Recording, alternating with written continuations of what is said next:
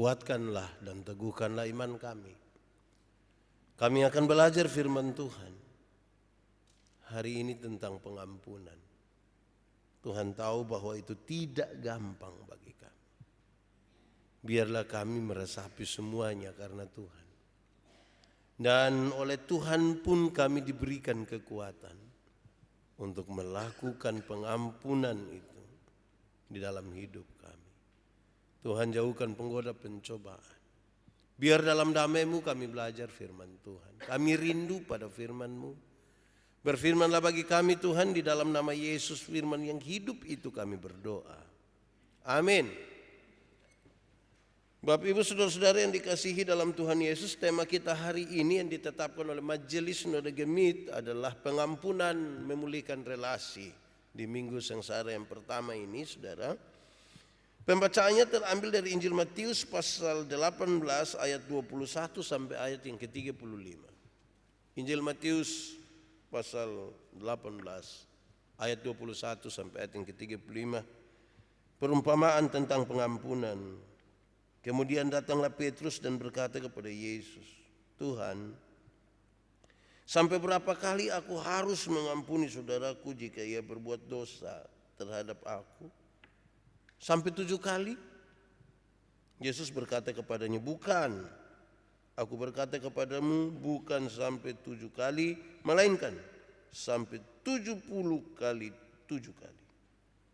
Sebab hal kerajaan sorga seumpama seorang raja yang hendak mengadakan perhitungan dengan hamba-hambanya. Setelah ia mulai mengadakan perhitungan itu, dihadapkanlah kepadanya seorang yang berhutang 10.000 talenta. Tetapi karena orang itu tidak mampu melunaskan hutangnya, raja itu memerintahkan supaya ia dijual beserta anak istrinya dan segala miliknya untuk membayar hutangnya. Maka sujudlah hamba itu, menyembah dia, katanya, sabarlah dahulu, segala hutangku akan kulunaskan. Lalu tergeraklah hati raja itu oleh belas kasihan dan akan hamba itu, sehingga ia membebaskannya dan menghapuskan hutangnya. Tetapi ketika hamba itu keluar, ia bertemu dengan seorang hamba lain yang berhutang 100 dinar kepadanya. Ia menangkap dan mencekik kawannya itu, katanya, bayar hutangmu. Maka sujudlah kawannya itu dan memohon kepadanya, sabarlah dahulu, hutangku itu akan kulunaskan. Tetapi ia menolak dan menyerahkan kawannya itu ke dalam penjara sampai dilunaskannya hutangnya. Melihat itu kawan-kawannya yang lain sangat sedih, lalu menyampaikan segala yang terjadi kepada tuan mereka. Raja itu menyuruh memanggil orang itu dan berkata kepadanya, hai hamba yang jahat, seluruh hutangmu telah kuhapuskan karena engkau memohonkannya kepadaku. Bukankah engkau pun harus mengasihani kawanmu seperti aku telah mengasihani engkau? Maka marahlah tuannya itu dan menyerahkannya kepada algojo-algojo sampai ia melunaskan seluruh hutangnya. Maka Bapakku yang di sorga akan berbuat demikian juga terhadap kamu, apabila kamu masing-masing tidak mengampuni saudaramu dengan segenap hatimu. Demikian firman Tuhan. Berbahagia setiap orang yang mendengar firman, melihara dan melakukan dalam hidupnya setiap hari. Hosiana. Hosiana, Hosiana, Hosiana. Bapak Ibu Saudara-saudara, Shalom. Selamat pagi. Ada sukacita, puji nama Tuhan. Saudara-saudara, hari ini tema kita adalah pengampunan memulihkan relasi. Harapannya adalah setelah saudara mendengar khotbah ini, pemberitaan firman hari ini, relasi-relasi yang sementara bermasalah itu bisa dipulihkan kembali. Harapannya begitu. Coba saudara ingat-ingat dulu, ini relasi ada baik-baik, atau ada masalah-masalah sedikit-sedikit. Pengampunan memulihkan itu. Di bagian paling awal saya memberikan beberapa catatan pendahuluan kepada kita saudara untuk kita sadar dan kita ingat bahwa satu, tidak ada seorang pun yang disiapkan secara khusus untuk memuaskan hati kita. Saya ulangi, tidak ada seorang pun yang disiapkan secara khusus untuk hanya memuaskan hati dan hidup kita tiap-tiap hari. Tidak. Mau istri, mau suami, anak, orang tua, tidak pernah disiapkan secara khusus untuk memuaskan. Selalu saja ada yang membuat kita tidak puas. Itu baru satu orang. Itu berarti kalau semakin banyak kita berjumpa dengan orang lain, semakin banyak hal membuat kita tidak puas. Dan itu memungkinkan relasi kita akan bermasalah. Itu catatan pertama. Catatan yang kedua saya ingin sampaikan kepada kita bahwa pernahkah saudara punya relasi yang putus atau terganggu dengan seseorang? Kalau saudara renungkan dan saudara dapatkan, oh pernah, bahkan saya sementara menjalani atau mengalami itu.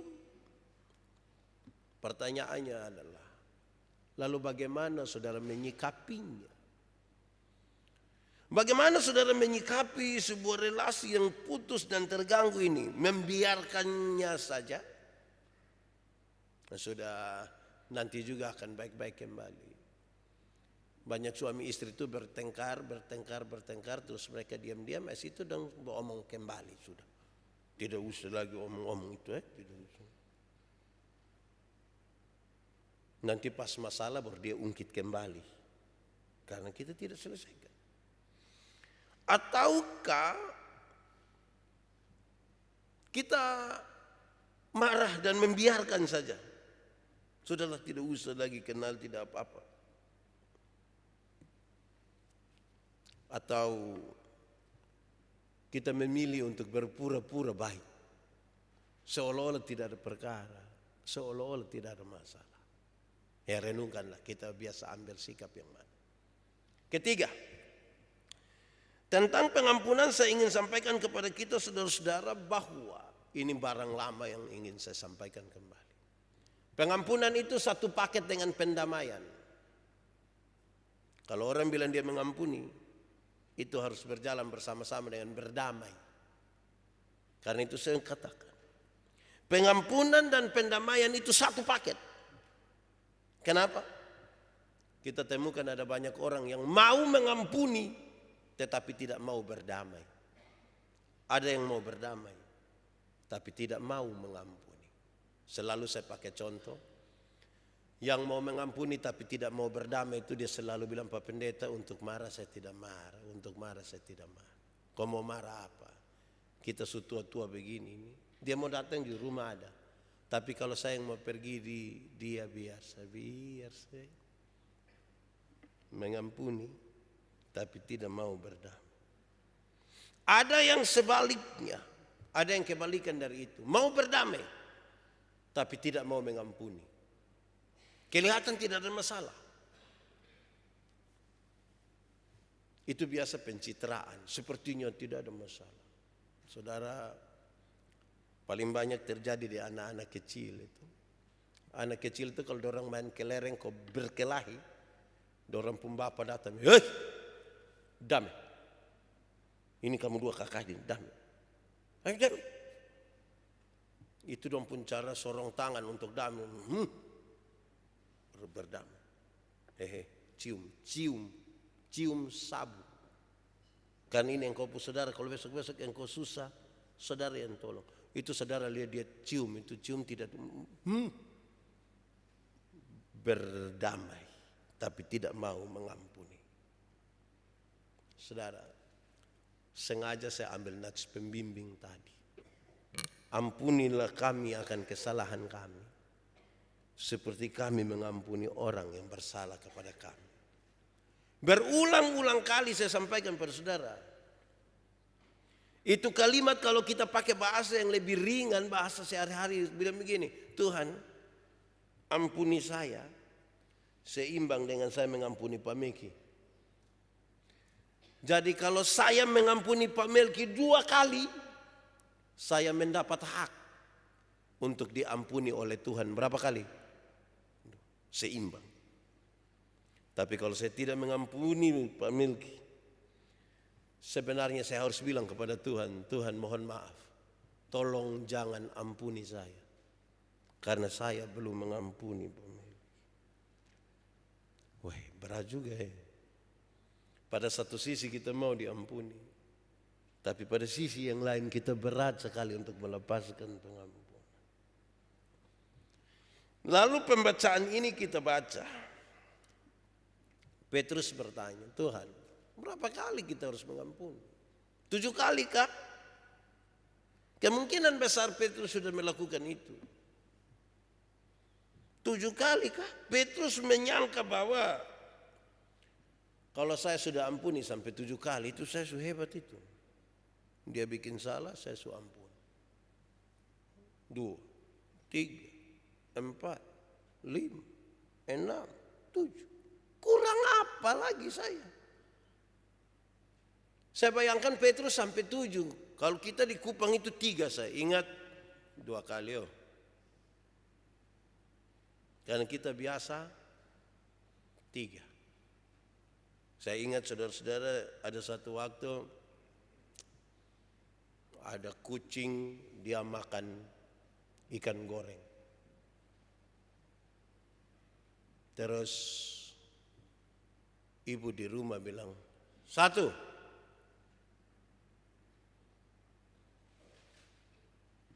Ini kucing makan lagi. 2. Gitu ibu. Ini kucing makan lagi. Ibu bilang, 3. Dia ambil potas, taruh di situ, kucing makan. Matilah kucing. Suaminya lihat, terus suami bilang, ibu terlalu sekali. Kenapa? Kenapa sampai kucing ibu buat begitu? Coba ibu bayangkan. Terus dia istri lihat dia baru bilang, 1. Bapak tua langsung baik sudah. Baik sudah, damai sudah ini. Kita nih kadang-kadang, Petrus 7 sebaiknya kita nih 1, 2, tapi yang emosi dong tidak sampai 3, 1. Nah, Petrus kira-kira begitu. Lalu Tuhan Yesus menjawab, bukan 7 kali Petrus, 7 kali 70 kali. Sebenarnya bukan soal bilangannya. Setiap angka 7 dalam Alkitab selalu berarti sempurna. Mengampunilah terus menerus. Kenapa? Karena setiap hari engkau berjumpa dengan seseorang. Engkau berjumpa dengan orang lain. Yang kita tidak berjumpa, kita bisa baku marah. Apalagi kalau kita berjumpa ada aksi, ada gerakan, ada apa yang bersama-sama. Lakukanlah terus menerus sambil engkau siap bahwa dia akan melakukan sebuah kesalahan baru. Lalu Tuhan Yesus memberi perumpamaan ini. Tuhan Yesus gambarkan bahwa dosa itu sama dengan utang dalam konteks pembacaan tadi. Dosa itu seperti utang.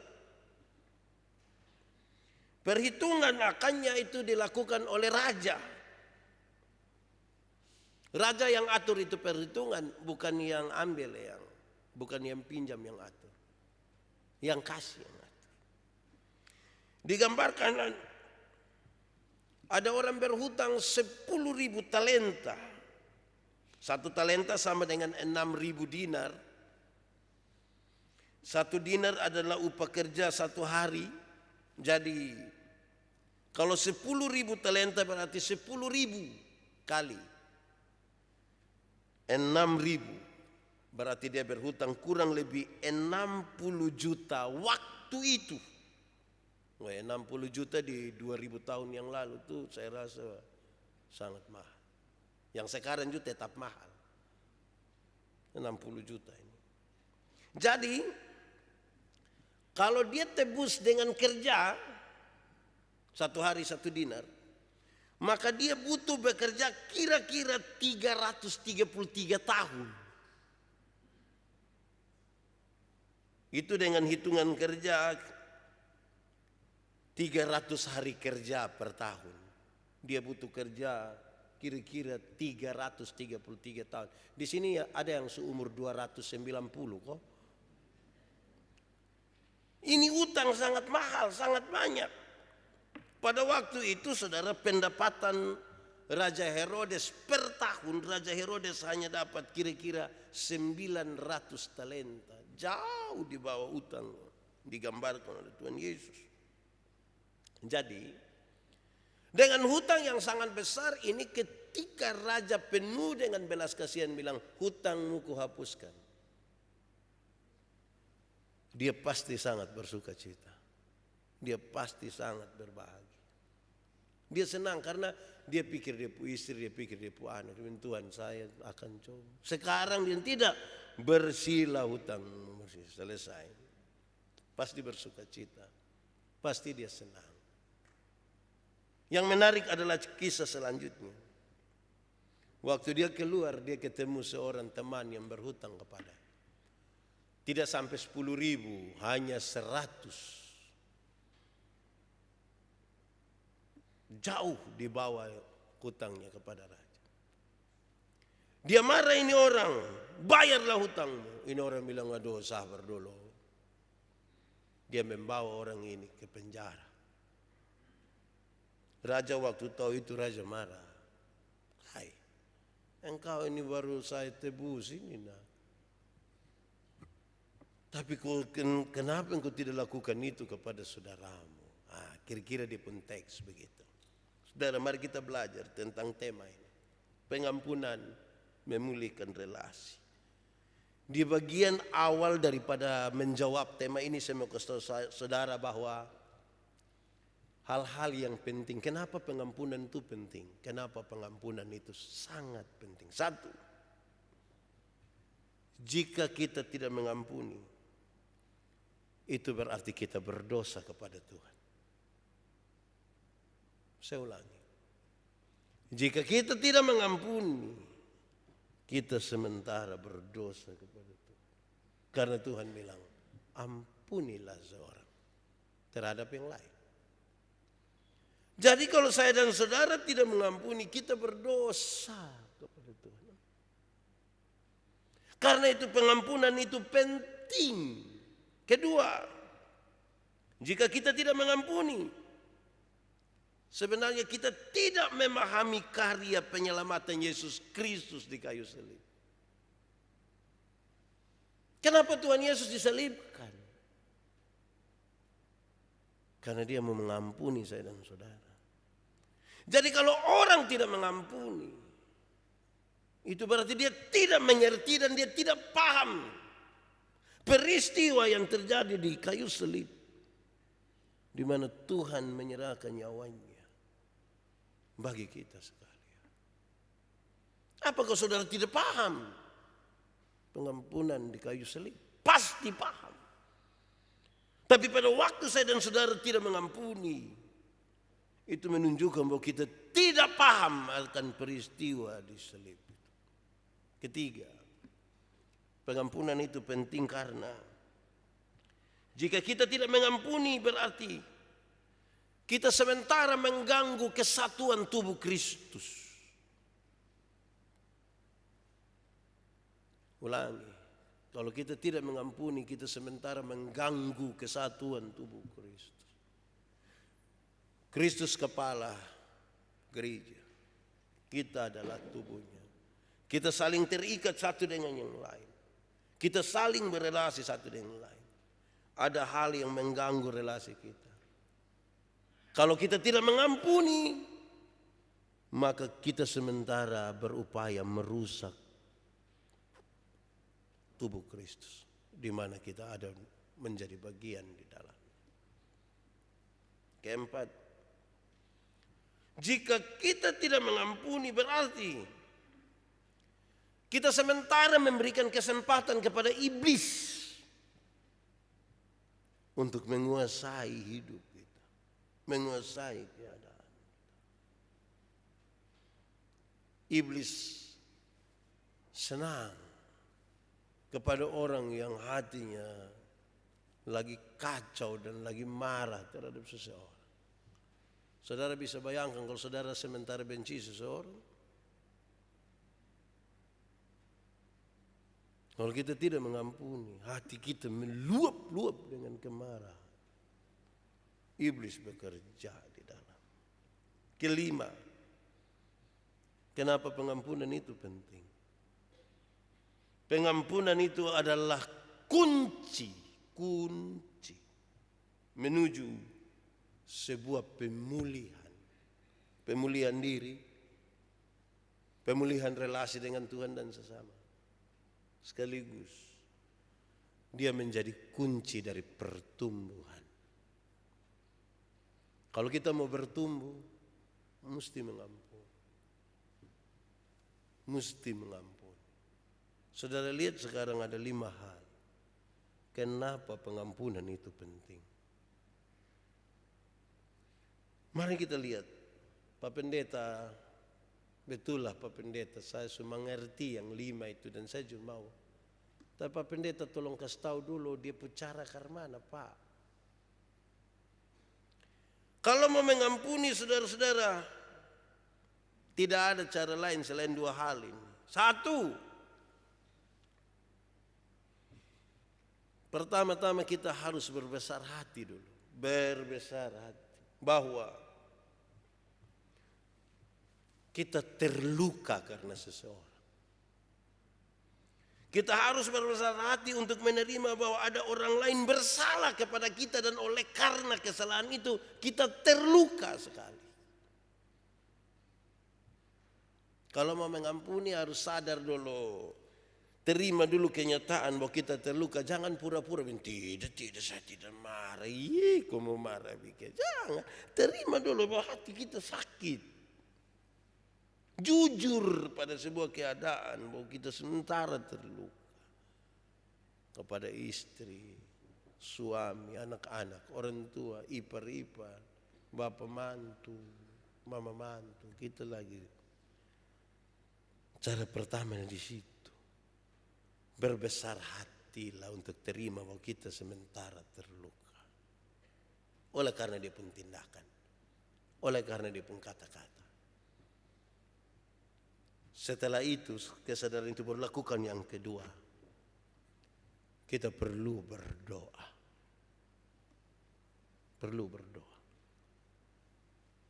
Tidak ada orang yang dapat menyelesaikan masalah pengampunan itu sendiri. Tidak ada. Kita butuh Tuhan. Teks tadi jelas mengatakan kepada kita. Kita butuh pengampunan dan kita senang karena kita diampuni. Tapi bagaimana sekarang kita melepaskan pengampunan? Karena ada sejumlah hal yang mengisi kita. Kalau pakai pengandalan akan diri sendiri kita tidak mungkin. Maka berdoa. Saudara-saudara, lalu kalau pengampunan itu terjadi, kadang kita sudah betul-betul sadar, oh saya terluka dan sekarang saya mau berdoa, Tuhan, saya ingin melepaskan pengampunan itu. Apa sih yang sesungguhnya akan terjadi dalam hidup kita? 1, pengampunan itu kalau sudah terjadi, kita sudah melepaskan pengampunan, itu sama dengan kita sudah melepaskan perasaan negatif kita terhadap seseorang. Kan kalau kita marah tuh yang ada isi di sini negatif semua. Waktu kita melepaskan pengampunan dengan cara yang tadi, perasaan negatif itu sudah kita keluarkan. Berarti yang berisi tinggal apa? Yang positif. Kalau pengampunan itu sudah kita lakukan, kita sudah melepaskan hak untuk menghakimi orang lain. Bukan hak kita. Kita sudah melepaskan itu. Kalau pengampunan itu sudah kita lakukan, maka kita telah melepaskan hak untuk membalas perbuatan jahat orang lain. Kan setiap kali orang berbuat jahat kepada kita, yang kita ingin lakukan adalah membalas. Dan kalau pengampunan itu sudah kita lepaskan, maka hal-hal yang menyangkut dengan pembalasan di sini sudah kita lepaskan. Bahwa kita telah menyerahkan perasaan negatif, semua yang tidak baik di sini, yang ingin balas dendam, perasaan negatif, ingin menghakimi orang, kita lepaskan. Hati kita telah menjadi bersih. Di hati yang bersih itulah Roh Kudus masuk di dalam.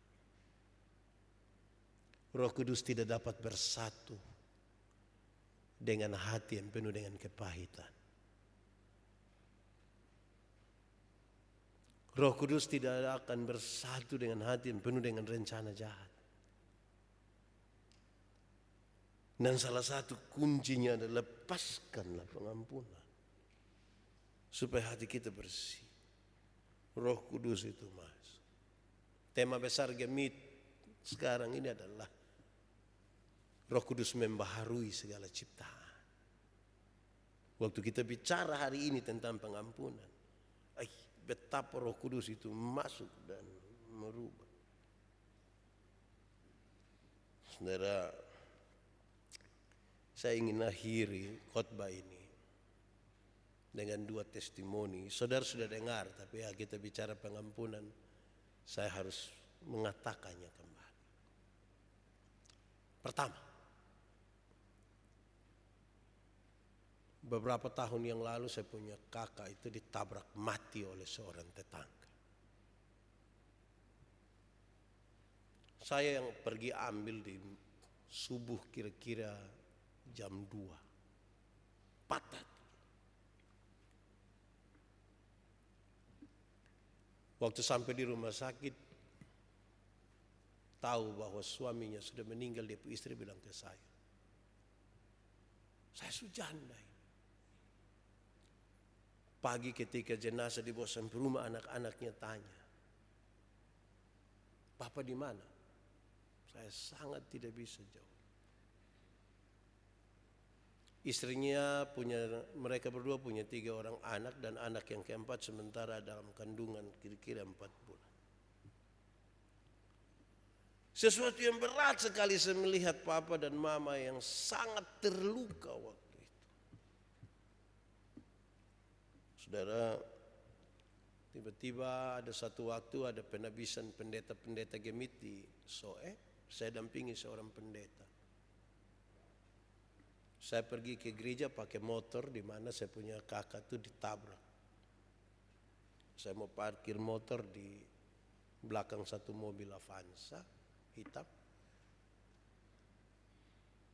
Mungkin dia mau keluar, dia mau antret dan keluar.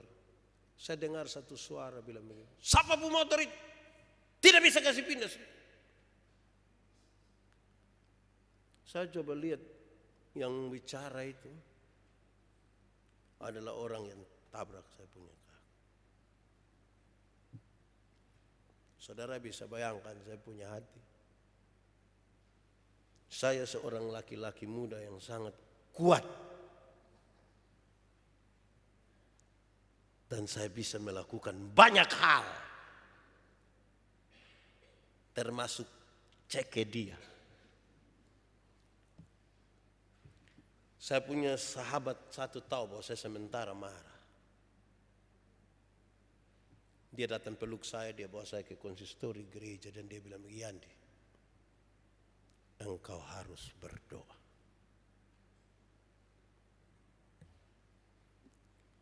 Saya berdoa habis, saya dampingi pendeta yang besok mau calon pendeta yang besok mau ditabiskan. Saya pulang, saya bilang kepada saya pun papa, mama dan saudara, berhentilah membenci dia.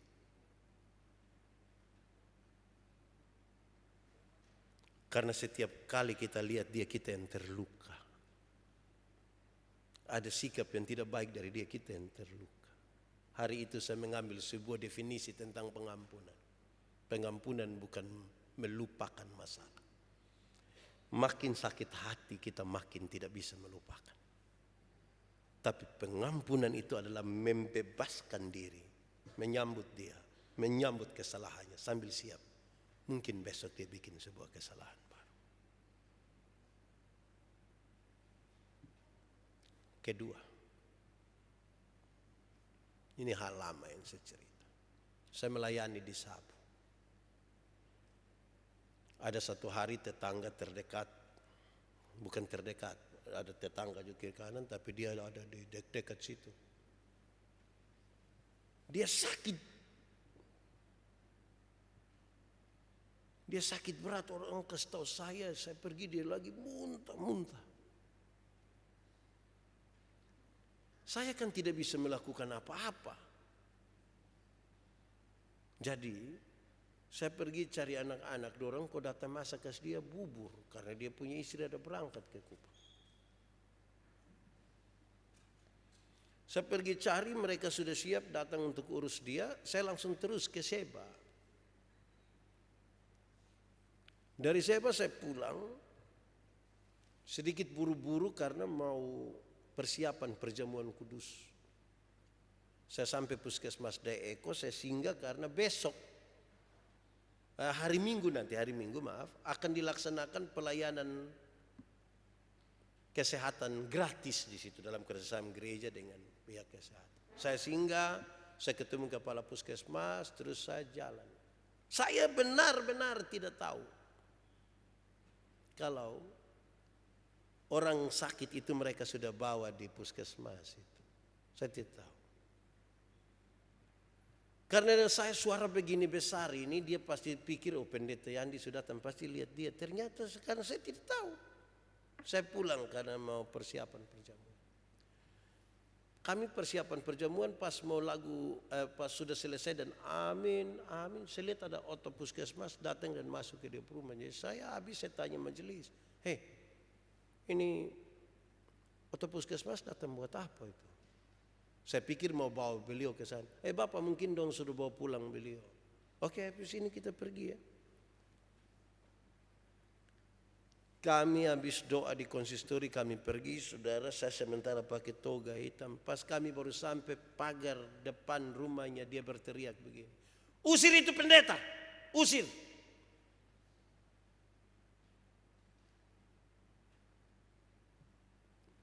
Dia punya istri sudah datang. Saya lihat majelis dong agak sedikit terganggu. Saya bilang, mari kita masuk. Waktu kita masuk, beberapa majelis tidak tahan karena dia mulai maki, dia mulai marah, dan seluruh bahasa makian itu dia sampaikan untuk saya.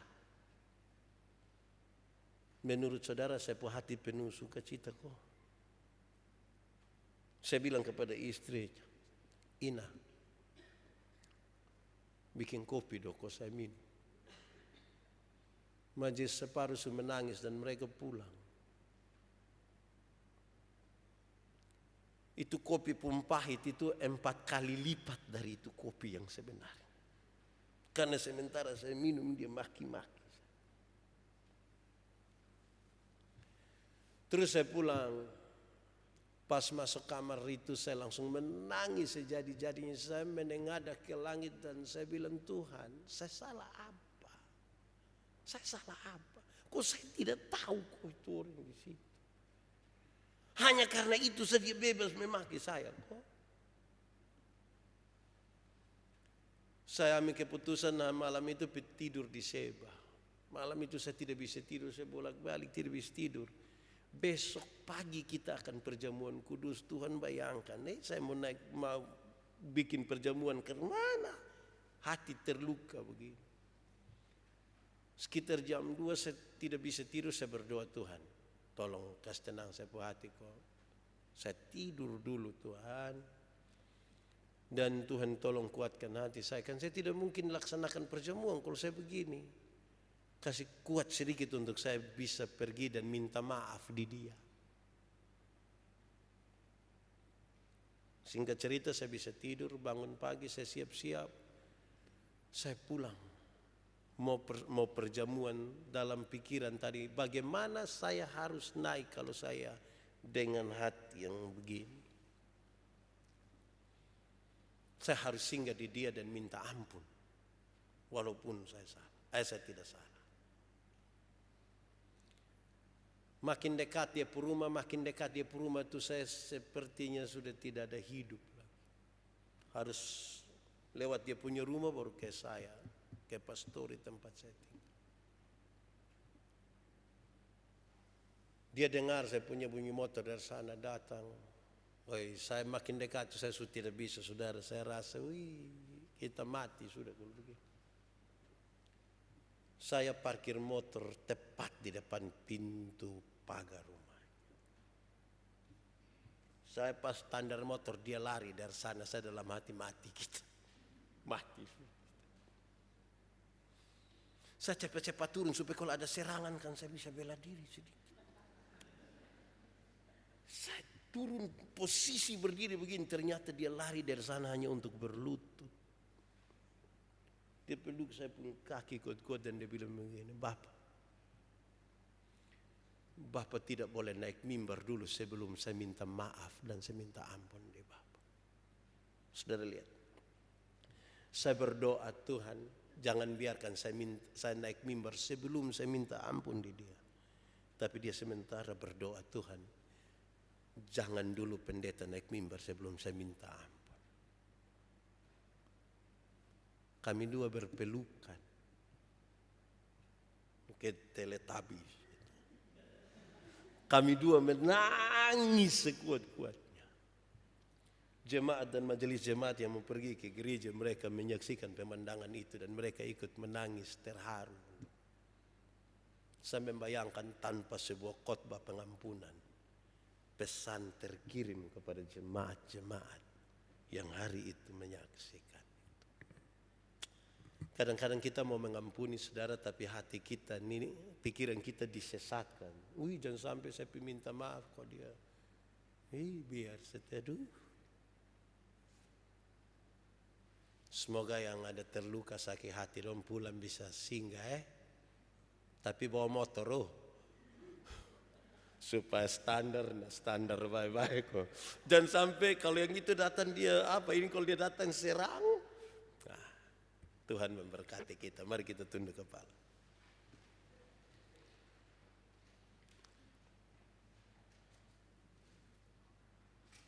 Tuhan yang paling tahu apa yang ada di dalam hati kami setelah kami dengar firman. Kalau Tuhan izinkan dan Tuhan gerakan hari ini kami harus mengampuni seseorang, biarlah itu terjadi karena nama-Mu. Biarlah kami dimampukan dan kami tidak disesatkan oleh pikiran kami sendiri. Terima kasih ya Tuhan. Di dalam nama Yesus kami berdoa. Amin.